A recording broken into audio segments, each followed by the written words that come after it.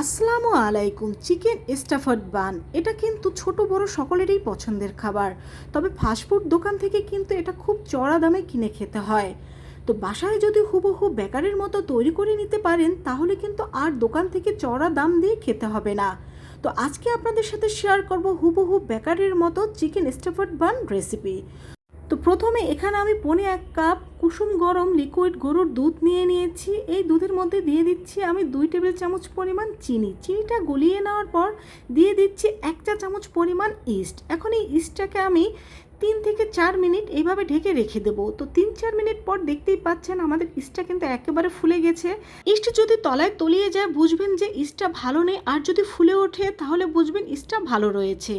এখন ইস্ট মিশানো দুধের মধ্যে প্রথমে আমি 1 কাপ পরিমাণ ময়দা দিয়ে দিচ্ছি। এখানে ময়দার পরিবর্তে আপনারা আটাটাও ব্যবহার করতে পারবেন। তো প্রথমে এটাকে 1 কাপ ভালোভাবে মিশিয়ে এখন আরও 1 কাপ পরিমাণ ময়দা এখানে আমি দিয়ে দিচ্ছি, আর এটাকে ভালোভাবে এর সাথে মিশিয়ে নিচ্ছি। এখন হাত দিয়ে আমি এটাকে ভালোভাবে মেখে নেব। আর বন্ধুরা, এখানে কুসুম গরম দুধের পরিবর্তে কিন্তু তোমরা কুসুম গরম পানিটাও ব্যবহার করতে পারো, তবে বেশি গরম ব্যবহার করলে কিন্তু ইস্টের কার্যকারিতা নষ্ট হয়ে যায়। এর মধ্যে দিয়ে দিয়েছি স্বাদমতো লবণ আর 2 টেবিল চামচ পরিমাণ রেগুলার সয়াবিন তেল। তো আমরা এখানে একটা পারফেক্ট ডো তৈরি করে নিচ্ছি, আর আমাদের ডোটা কিন্তু একেবারেই তৈরি হয়ে গিয়েছে। এখন এটাকে আমরা 20 থেকে 25 মিনিট রেস্টে রেখে দেব। চুলায় একটি প্যান বসিয়ে তার মধ্যে 1/2 কাপ পরিমাণ পানি দিয়ে দিয়েছি। এখন এর মধ্যে আমরা দিয়ে দিচ্ছি কিছু চিকেন। এখানে মুরগির ব্রেস্টের চিকেন ছাড়াও কিন্তু তোমরা লেগ পিসও ব্যবহার করতে পারো। দিয়ে দিলাম স্বাদ মতো লবণ আর 1 চিমটির মতো গোলমরিচ গুঁড়ো, 1 চিমটির মতো আদা বাটা আর 1 চিমটির মতো রসুন বাটা। এখন এই চিকেনটাকে আমরা ভালোভাবে সিদ্ধ করে নেব। এই তো আমাদের চিকেনটা ভালোভাবে সিদ্ধ হয়ে গিয়েছে। এখন এই চিকেনটাকে আমি নামিয়ে নেব, আর নামিয়ে এই চিকেনটাকে আমি ঠান্ডা করে নেব।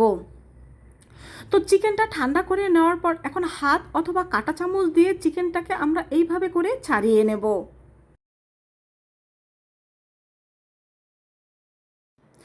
তো সব চিকেনগুলো কিন্তু আমাদের এখানে ছাড়িয়ে নেওয়া হয়ে গিয়েছে, দেখতেই পাচ্ছ। আর চিকেনগুলো আমি কিভাবে ছাড়িয়ে নিয়েছি সেটাও নিশ্চয়ই দেখতে পেয়েছো।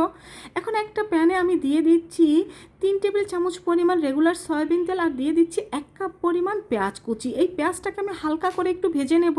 এখন এর মধ্যে আমি দিয়ে দিচ্ছি 1 চা চামচ রসুন বাটা, 1 চা চামচ আদা বাটা, আর দিয়ে দিয়েছি সামান্য একটু পানি এই মশলাটাকে কষিয়ে নেওয়ার জন্য। তো পেঁয়াজের সাথে মশলাটাকে আমি কষিয়ে নিচ্ছি। এখন এর মধ্যে আমি দিয়ে দেবো 1 চা চামচ পরিমাণ লাল মরিচের গুঁড়ো।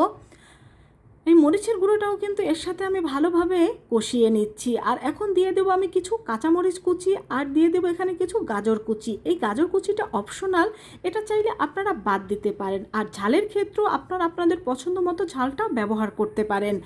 এখন যে চিকেনটা আমরা সিদ্ধ করে রেখেছিলাম সেই চিকেনটা এখন এর মধ্যে দিয়ে দেব। তো চিকেনটাকে আমি এর সাথে ভালোভাবে মিশিয়ে নিচ্ছি। আর এখানে কিন্তু আপনারা গাজরের পরিবর্তে যে কোনো সবজিও ব্যবহার করতে পারবেন, যেহেতু বাচ্চারা খাবে। কিন্তু সবজি ব্যবহার করলে বাচ্চারা কিন্তু খুব সহজে এর সাথে সবজিটা খেয়ে নেবে।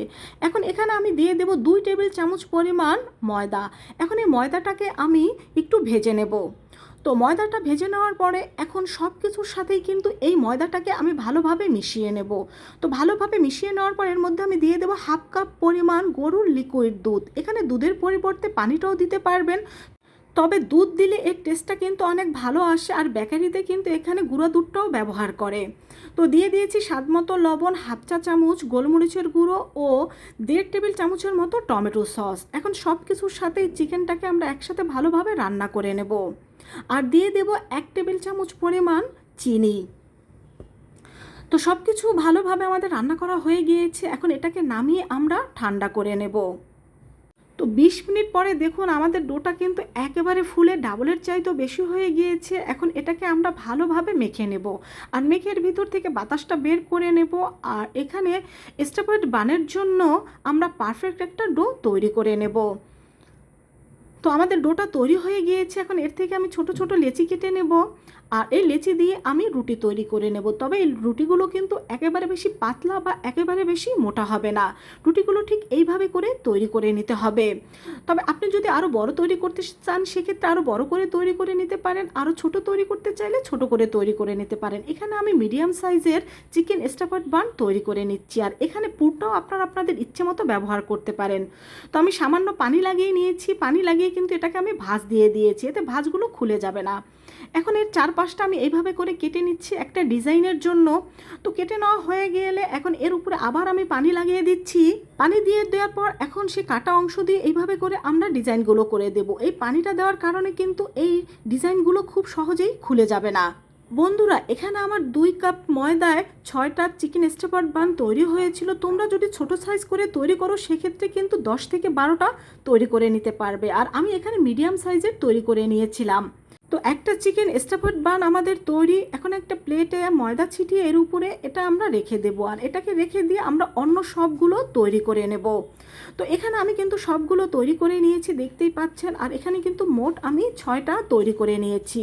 বন্ধুরা, তোমরা যদি হুবহু ফাস্টফুড দোকানের মতো এই চিকেন স্টাফড বানের স্বাদ পেতে চাও, এই রেসিপিটা কিন্তু হুবহু ফলো করে এই চিকেন স্টাফড বানটা তৈরি করে নিতে হবে। তো এটাকে এখন 10 মিনিটের জন্য আমরা রেস্টে রেখে দেবো, আর 10 মিনিট পরে কিন্তু এই চিকেন স্টাফড বানটা অনেকটা ফুলে উঠবে। তো তোমাদের আমি কাছ থেকে দেখিয়ে দিচ্ছি, দেখো এটা কিন্তু অনেকটা ফুলে উঠেছে, আর এখন কিন্তু এটা সাইজে আরও অনেক বড় হয়ে গিয়েছে। তো এখানে আমি দুটো স্টিলের প্লেট নিয়ে নিয়েছি। যেহেতু আমরা চুলায় এটাকে তৈরি করে নেব, তাই এখানে বড় সাইজের কোনো মোল্ড ব্যবহার করা যাবে না। স্টিলের প্লেট অথবা সিলভারের যে কোনো পাত্রে তোমরা এই চিকেন স্টাফড বানটা বেক করে নিতে পারো, তবে অবশ্যই সেগুলো যেন পারফেক্টভাবে তার মধ্যে দিয়ে দেওয়া যায়।